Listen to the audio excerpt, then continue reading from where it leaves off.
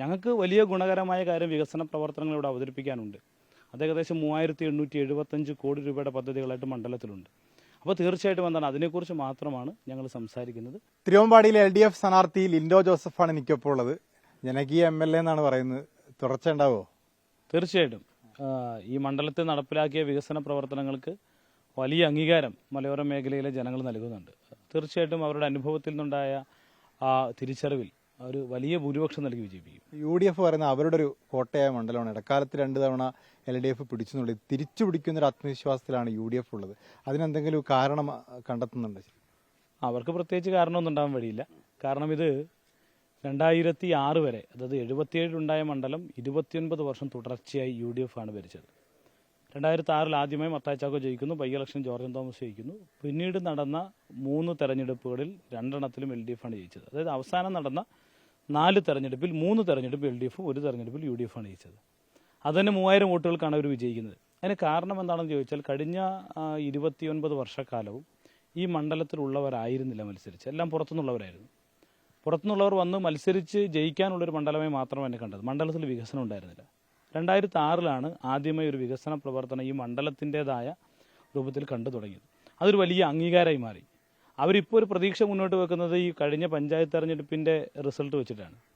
2021 20 നടന്ന പഞ്ചായത്ത് തെരഞ്ഞെടുപ്പ് ഇടതുപക്ഷത്തിന് അനുകൂലമായ ട്രെൻഡ് ഉണ്ടായിരുന്ന കാലാവസ്ഥയാണ്. പൊതുവിൽ കേരളത്തിലാകെ ഇടതുപക്ഷത്തിന് അനുകൂലമായിരുന്നു. അപ്പോഴും തിരുവമ്പാടി മണ്ഡലത്തിൽ 2 പഞ്ചായത്തേ LDFനുള്ളൂ, ബാക്കി 5 UDFനായിരുന്നു.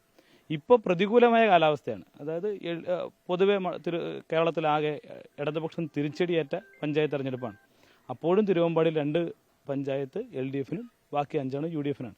അതിൽ തന്നെ പല സ്ഥലത്തും നില മെച്ചപ്പെടുത്തി. ഇപ്പോൾ കൊടിയത്തൂർ, തൊട്ടടുത്ത കൊടിയത്തൂർ പഞ്ചായത്തിൽ കഴിഞ്ഞ തവണ 2 സീറ്റുണ്ടായിരുന്നു, ഇപ്പോൾ അത് 5ആയി. തിരുവമ്പാടിയിൽ 7 സീറ്റുണ്ടായിരുന്നു, 9ആയി. അപ്പോൾ വലിയ മുന്നേറ്റമാണ്. അങ്ങനെ പറഞ്ഞാൽ ഞങ്ങൾക്ക് എന്താണ്, പഞ്ചായത്ത് തെരഞ്ഞെടുപ്പ് വെച്ചിട്ടാണ് അവർ വിലയിരുത്തുന്നതെങ്കിൽ വലിയ മുന്നേറ്റമാണ് ഉണ്ടായത്. പക്ഷേ നിയമസഭാ തെരഞ്ഞെടുപ്പിൽ പൊതുവെ മണ്ഡലത്തിൻ്റെ വികസനത്തെ സംബന്ധിച്ചാണ് ജനങ്ങൾ ചർച്ച ചെയ്യുക. ആ മണ്ഡല വികസന കാര്യത്തിൽ ഇതുവരെയുള്ള ഏത് ഗവൺമെന്റിന്റെ കാലത്തേക്കാളും ഒരുപിടി മുന്നിലുള്ള ഒരു കാലഘട്ടമാണ് ഈ കാലഘട്ടം. ഈ വികസനത്തെക്കുറിച്ച് പറയുമ്പോൾ LDF എടുത്തു പറയുന്നത് തുരങ്കപാതയായിരിക്കുമല്ലോ. ഇപ്പോൾ UDF പറയുന്നത് തുരങ്കപാത 2014 അത് UDFന്റെ കുഞ്ഞാണ്, അത് ഞങ്ങൾ വളർത്തിക്കൊള്ളാം എന്നുള്ളതാണ്. അതിനൊക്കെ മറുപടി ഞാൻ പറയേണ്ടതുണ്ടോ? മറുപടി പറയാതിരിക്കുകയായിരിക്കും നല്ലത്. അങ്ങനെ ഒരു കുഞ്ഞും ഉണ്ടായിട്ടില്ല. കാരണം വെച്ചാൽ ബദൽ പാതകളെ സംബന്ധിച്ച് ധാരാളം ചർച്ചകളുണ്ടായിരുന്നു. അത് ഈ 14 മുതലല്ല, അതിന് മുമ്പേ തൊട്ടേ ഉണ്ട്.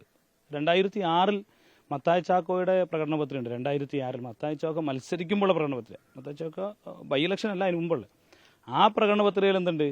തുരങ്കപാതയല്ല, ബദൽ പാത എന്ന ആശയമുണ്ട്.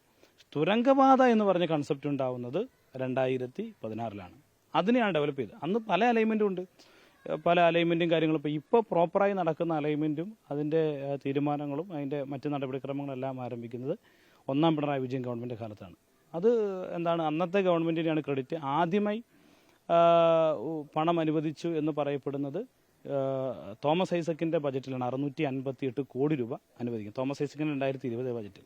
പക്ഷെ ഇവർ പറയുന്നത് പോലെ എന്താണ്, KM മാണി സാറിൻ്റെ ബജറ്റിൽ എന്താണ്, ആദ്യമായി 100 രൂപ ടോക്കൺ പ്രൊവിഷൻ വെച്ചിട്ടുണ്ട്. അത് ബദൽ പാതയ്ക്കാണ്, തുരങ്കപാതയ്ക്കല്ല. വയനാട്ടിലേക്കുള്ള ബദൽ പാത എന്ന നിലയിൽ ഈ അനക്കാമ്പൂരിൽ നിന്നുള്ള നിർദ്ദേശം വന്നിട്ട് ബദൽ പാതയ്ക്കായിട്ട് പണം അനുവദിച്ചിട്ടുണ്ട്. അത് നമ്മൾ അംഗീകരിക്കുന്ന കാര്യം. പക്ഷേ തുരങ്കപാത എന്ന് പറഞ്ഞ കൺസെപ്റ്റും അതിന് പണം അനുവദിക്കുന്നതും ആദ്യമായി ഈ പറയുന്നത് പോലെ നമ്മുടെ തോമസ് ഐസക്കിന്റെ ബജറ്റിലാണ്. UDFനകത്തൊരു കൺഫ്യൂഷൻ ഉണ്ടായിരുന്നു, ഇത് കോൺഗ്രസ് ആണോ ലീഗാണോ മത്സരിക്കേണ്ടതിനെ കുറിച്ച്. ഈ സഭയുടെ പിന്തുണയൊക്കെ അതുമായി ബന്ധപ്പെട്ടുണ്ടായിരുന്നു. അതൊക്കെ ഒരു ഫാക്ടറായിട്ട് മാറുന്നുണ്ടോ? അത് UDFന് ഉള്ളിൽ വലിയ തർക്കങ്ങളുണ്ട്. അത് കോൺഗ്രസ് ലീഗ് എന്നുള്ള നിലയിൽ തർക്കമാണ്. ലീഗിനുള്ളിൽ തന്നെ വലിയ കലഹങ്ങളുണ്ട്. പക്ഷെ അതൊന്നും ഞങ്ങൾ ചർച്ചയ്ക്ക് എടുക്കുന്നില്ല. ഞങ്ങൾക്ക് ആ കാര്യങ്ങളെക്കുറിച്ച് പോകാൻ, അവർക്ക് UDFന് ആരെ വേണമെങ്കിലും സ്ഥാനാർത്ഥിയാക്കി നിശ്ചയിക്കാം, അത് അവരുടെ താല്പര്യമാണ്. അതിലേക്കൊന്നും ഞങ്ങളുടെ ചർച്ചകളെ കൊണ്ടുപോവുകയോ അതിനകത്ത് നമുക്ക് എന്തെങ്കിലും ഗുണകരമുള്ള കാര്യങ്ങൾ കിട്ടുമോ എന്ന് ഞങ്ങൾ നോക്കുന്നില്ല. ഞങ്ങൾക്ക് വലിയ ഗുണകരമായ കാര്യം വികസന പ്രവർത്തനങ്ങൾ ഇവിടെ അവതരിപ്പിക്കാനുണ്ട്. അത് ഏകദേശം 3875 കോടി രൂപയുടെ പദ്ധതികളായിട്ട് മണ്ഡലത്തിലുണ്ട്. അപ്പോൾ തീർച്ചയായിട്ടും എന്താണ് അതിനെക്കുറിച്ച് മാത്രമാണ് ഞങ്ങൾ സംസാരിക്കുന്നത്. അതാണ് ഈ മണ്ഡലത്തിലെ ജനങ്ങൾ ചർച്ച ചെയ്യാൻ ആഗ്രഹിക്കുന്ന കാര്യം. അതാണ്, വിവാദങ്ങളിലേക്കല്ല. സഭാ വോട്ടെന്നൊരു പ്രധാനപ്പെട്ട നിർണായക വിഷയം മാറില്ല. എല്ലാവരുടെയും വോട്ടുകൾ എന്താണ്, ഒരുപോലെ പരിഗണിക്കപ്പെടേണ്ടവയാണ്. എല്ലാ വോട്ടുകൾക്കും അതിൻ്റെതായ പ്രാധാന്യമുണ്ട്. ഈ തെരഞ്ഞെടുപ്പിൽ ഇടതുപക്ഷത്തിൻ്റെ വലിയ മേൽക്കെന്ന് പറയുക എല്ലാ വിഭാഗങ്ങളുടെയും പിന്തുണയുണ്ട് എന്നുള്ളതാണ്. അത് ഏതെങ്കിലും ഒരു വിഭാഗത്തിൻ്റെ അല്ല, എല്ലാ വിഭാഗങ്ങളുടെയും പിന്തുണ ഒരുപോലെ ഇടതുപക്ഷത്തിന് അനുകൂലമായ ഒരു തെരഞ്ഞെടുപ്പാണ് ഈ വർഷത്തെ തെരഞ്ഞെടുപ്പ് എന്നുള്ളതാണ്. എല്ലാവിധ ആശംസകളും. Thank you so much.